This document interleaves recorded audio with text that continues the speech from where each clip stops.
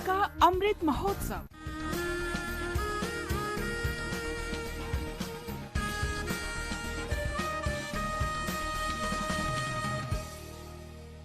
आजादी का सफर आकाशवाणी के संग, एक राष्ट्र का जन्म। भारत का शानदार स्वाधीनता संघर्ष आधुनिक विश्व के महानतम संघर्षों में से एक है। आकाशवाणी आपके लिए रोजाना ला रही है इस शानदार संघर्ष की झलक।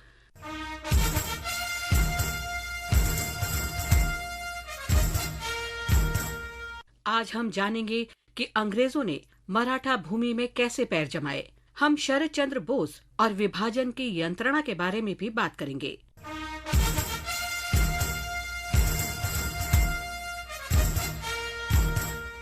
अठारहवीं सदी के मध्य तक मराठा साम्राज्य अंग्रेजों का सबसे प्रमुख विरोधी बन चुका था। अब अंग्रेज मराठा साम्राज्य को जीतना चाहते थे। जब पेशवा माधवराव की मृत्यु हुई तो रघुनाथ राव ने पेशवाई हासिल करने के लिए अंग्रेजों से सहायता मांगी। 6 सितंबर 1774 को अंग्रेजों ने पुणे को पुनः जीतने में रघुनाथ राव की सहायता की, लेकिन अन्य मराठा शासकों के विरोध के कारण शीघ्र ही पेशवा को गद्दी से हटा दिया गया। रघुनाथ राव ने अंग्रेजों से फिर सहायता मांगी और मार्च 1775 में सूरत की संधि पर हस्ताक्षर किए। इस संधि से अंग्रेजों ने सॉल्सेट द्वीप और वसई किले पर नियंत्रण के बदले रघुनाथ राव की सहायता का वायदा किया। बाद में सूरत की संधि के कारण प्रथम आंग्ल मराठा युद्ध हुआ। नाना फडणवीस के नेतृत्व में मराठा सेना को अंग्रेजों और रघुनाथ राव की संयुक्त सेना से युद्ध करना पड़ा। इस तरह भारतीय राजाओं की आपसी लड़ाई की प्रवृत्ति के कारण ब्रिटिश साम्राज्य मजबूत होता गया।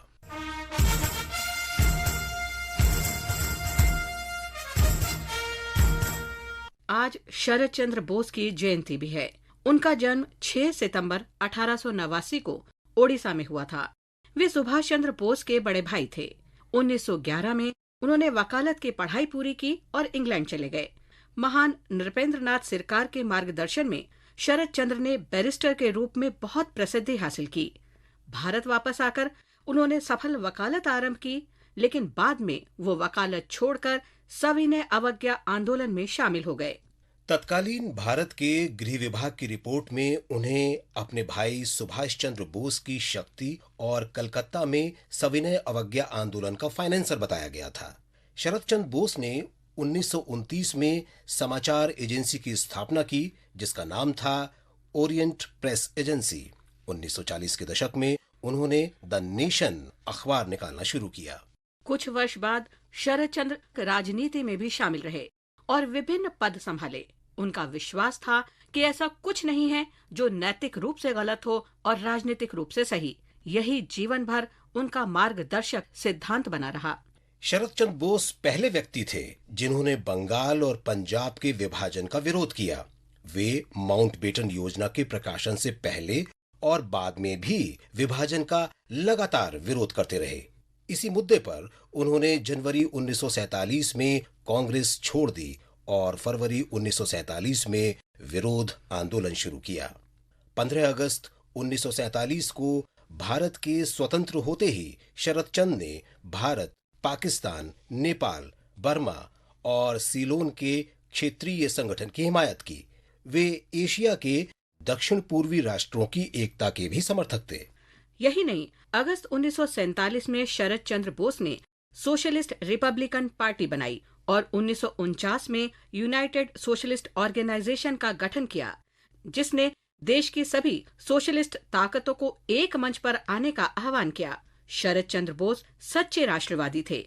वे आखिर तक विभिन्न तरीकों से विभाजन रोकने के प्रयास करते रहे और विभाजन के हर संभव विकल्प भी तलाशते रहे।